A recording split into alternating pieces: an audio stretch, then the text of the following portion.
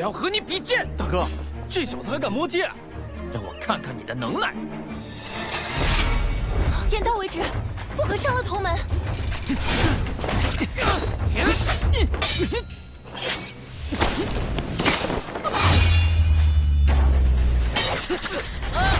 仙山，给我等着！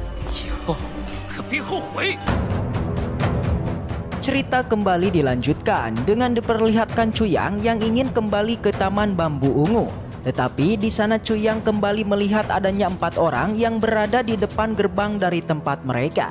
Keempat orang tersebut sendiri berniat untuk memberikan pesan kepada guru Cauran.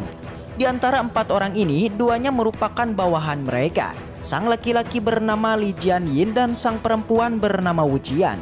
Di sana nampak jika Jianyin ini mencoba masuk ke dalam perguruan Taman Bambu Ungu dengan cara yang kasar, sampai dirinya menendang pintu milik Taman Bambu Ungu.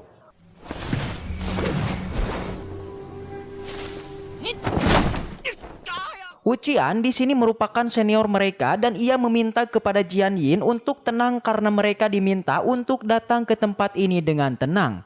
Lalu Wu Qian pun bergantian dengan lembut meminta kepada sang pemilik dari Taman Bambu Ungu untuk memperbolehkan masuk ke dalam sana. Cuyang yang melihat mereka berdua pun mengenali mereka berdua yang dimana Li Jianqi ini merupakan tuan muda dari perguruan awan puncak dengan ayahnya yang bernama Li Jingsong. Tidak heran jika Li Jiai ini tidak memiliki sopan santun karena ayahnya yang merupakan salah satu penguasa dari Menara Tianwei. Dan di sini juga Cuyang mengenali Wu Qian yang dimana dia ini merupakan putri dari tetua sekte. Hal ini pun membuat Cuyang tidak menyangka jika seorang putri dari tetua sekte itu datang ke tempat mereka. Jiayin mencoba untuk mengajak Cuyang pergi meninggalkan tempat ini sambil mereka meninggalkan pesan di depan gerbang saja. Karena mereka sangat kesal dari tadi tidak ada yang merespon dari dalam. Di sana Li Jianyi seperti meremehkan perguruan Bambu Ungu hingga meremehkan guru Cauran.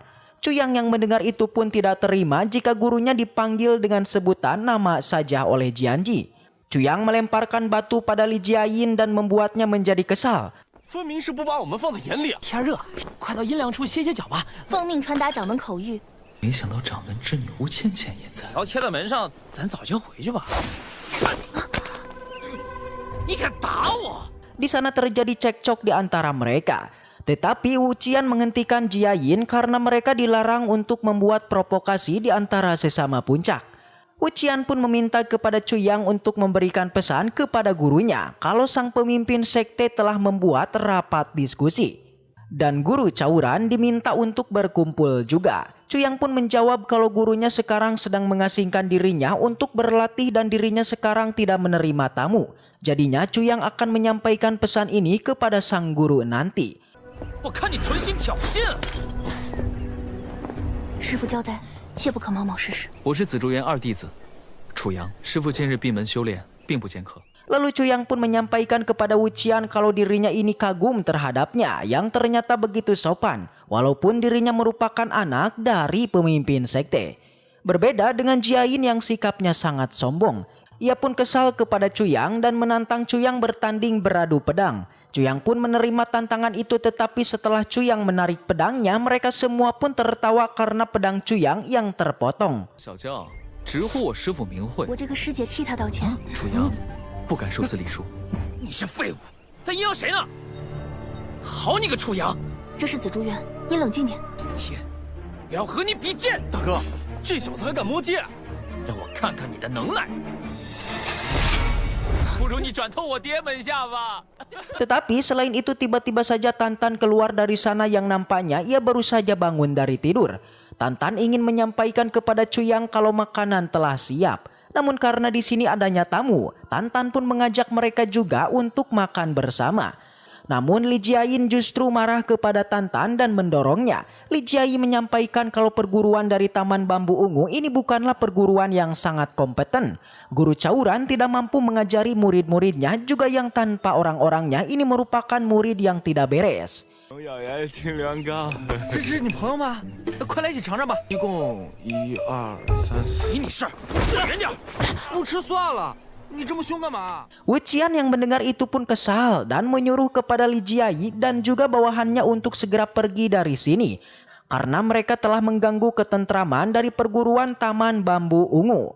Tetapi Chuyang yang menyampaikan kepada Li Jiayin kalau dirinya tidak akan melupakan apa yang ia lakukan kepada gurunya dan juga temannya. Chuyang menyampaikan dirinya tidak akan melupakan hal ini dan dirinya juga akan balas dendam. 师弟，你若再惹是生非，等着瞧！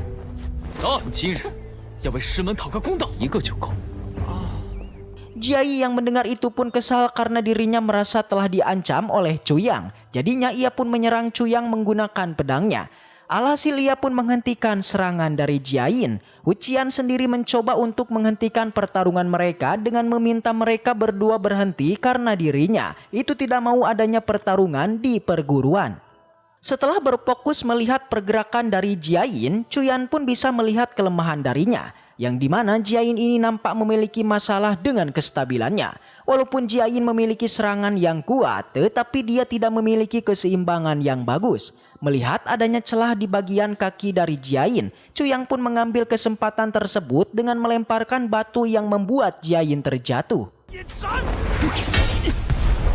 你还真有点本事。竟和李建英斗得有来有回。硬碰硬肯定是要吃亏的，可他修为虽强，只属于练习。点到为止，不可伤了同门。再磕头道歉，还来得及。剑锋虽重，却不能随心御剑。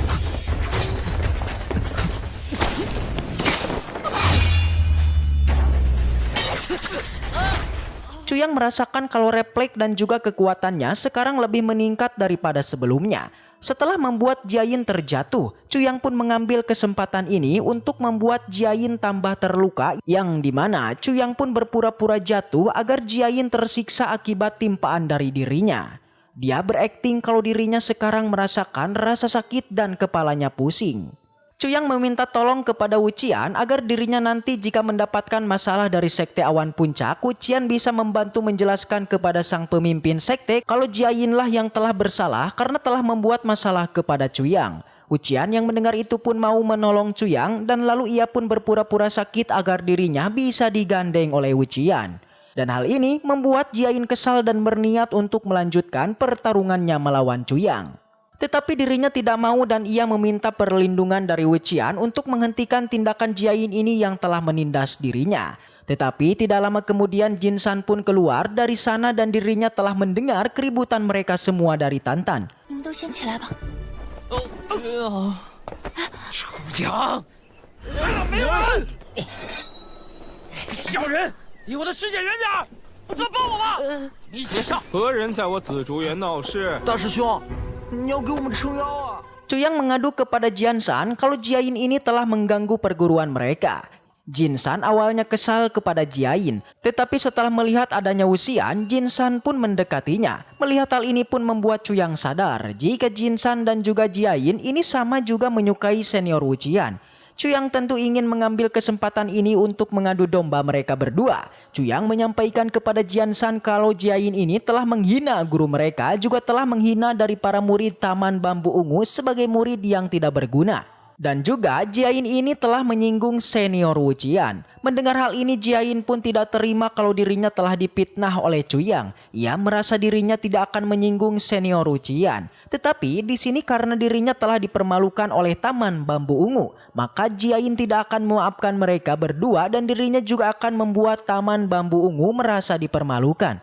Hal ini pun membuat Jin San sangat kesal dan dirinya menyerang Jin San menggunakan teknik kecepatannya. 让他们争风吃醋也。师兄，你可要为咱们做主啊！还对巫师姐凶。啊！我打的就是你们紫竹园的人。我的腿！ Jiayin pun kesal kepada Jin San dan ia mengancamnya kalau dirinya ini merupakan anak dari seorang tetua. Namun ia tidak takut karena bagi dirinya jika ada seseorang yang telah menghina nama gurunya, yaitu Taman Bambu Ungu, maka dirinya akan menghajarnya. Tetapi Wuqian merasa jika apa yang dilakukan oleh Jin San ini telah berlebihan kepada Jiayin. Karena Jiayin ini datang bersama Wuqian untuk memberikan pesan kepada guru Bambu Ungu. Tetapi mereka di sini justru malah dihajar dan sampai membuat kakinya patah. Di sini Jin San menganggap jika Jiayin layak menerima hukuman itu. Tantan dan juga Chuyang terus saja memanas-manasi kondisi mereka dengan membela Jinsan. Jiayin kemudian menantang Jinsan kalau dirinya akan datang kembali ke tempat ini untuk menantangnya bertarung. Jinsan yang mendengar itu pun tidak takut dengan ancaman itu. Jinsan menjawab kalau dirinya akan menerima tantangannya dan mereka pun pergi. 还有对师傅不尊者，必须严惩。你帮我讨个公道，让我带他回去疗伤。必须道歉。大师兄说了，乖乖道歉，道歉的话没你好果子吃。仙山，给我等着，以后可别后悔。真是好贱呐！ Wuqian meminta kepada mereka untuk tidak lupa memberikan pesan yang telah ia sampaikan kepada guru Cauran. Sang guru diminta untuk berkumpul di sekte Puncak Awan. Setelah itu, Jinsan bertanya kepada Chuyang siapa senior yang baru saja ia lawan tadi. Karena ternyata Jinsan ini tidak mengetahui identitas dari Jiayin. Chuyang menyampaikan jika orang tersebut bernama Jiayin, putra dari Li Jinsong, yaitu seorang nomor 1 dari Puncak Awan. Seketika Jinsan yang mendengar itu pun sangat panik karena dirinya baru sadar kalau ia telah membuat kesalahan yang sangat besar, yaitu telah menyenggol keluarga Li. Terutama bagi sang tuan nomor 1 yaitu Li Jinso. Yang ternyata kompetisi sekte mereka kali ini juga akan dipimpin oleh dirinya. 是哪儿来的野小是什么锁云峰的李剑人？剑银？李剑银，你怎么不早说？李剑银岂是好惹的？弟子的事损失无烦了。听说是为了师门啊。 数字不足羽毛。 Sedangkan di Menara Tianwei, para tetua sekarang sedang membicarakan tentang negara mereka yang sekarang sedang terjebak dengan negara awan besi dan juga negara Danjo. Di sana terdapat ketua Wuyung Linang yaitu ayah dari Wuqian dan juga tetua Li Jinsong serta adanya ketua lagi bernama Kong Qingpeng. Tidak lama kemudian Li Jiayin pun tiba di sana dengan kondisi kesakitan. Hal ini pun membuat tetua Li Jinsong marah kepada siapa yang telah membuat putranya seperti ini. Ia pun menyampaikan kalau murid-murid dari Taman Bambulah yang telah melakukan hal ini kepada dirinya. Li Jinsong marah kepada tetua Cauran karena telah gagal mendidik muridnya untuk menghormati murid lain. Tetapi di sini tetua lain merasa adanya hal yang aneh karena biasanya perguruan dari Taman Bambu Ungu memiliki sikap yang damai kepada perguruan lain. Tetua Jinpeng juga merasakan hal yang sama. Ia yakin adanya alasan tersembunyi kenapa murid dari bambu menyerang mereka. Tetua Yu pun meminta kepada ketua Jinsong untuk membawa putranya ke tempat penyembuhan. 爹啊，紫竹园的弟子看看。 此事恐有隐情，告诉你，出了锁云峰要谨慎些。带侄儿回去，治伤要紧。 Setelah ketua Jinsong pergi, ketua Yu pun bertanya kepada putrinya. Wuqian menjelaskan jika hal tersebut merupakan kesalahan dari Jiayin sendiri karena telah menghina dari perguruan Taman Bambu Ungu. 说吧，怎么回事？ 骂了紫竹园，才被石千山打伤。 Lalu ketua Yu pun bertanya kepada putrinya mengenai kemampuan-kemampuan dari murid Taman Bambu Ungu. Wuqian menyampaikan jika Jinsan memiliki kemampuan yang cukup bagus tetapi dia itu sombong. Sedangkan Tantang merupakan murid yang seperti anak kecil. Tetapi untuk Chuyang, Wuqian tidak terlalu mengetahuinya. Namun di sini Wuqian merasa jika Chuyang masih menyembunyikan kekuatannya. Scene kemudian berpindah kepada Chuyang dan Tantan.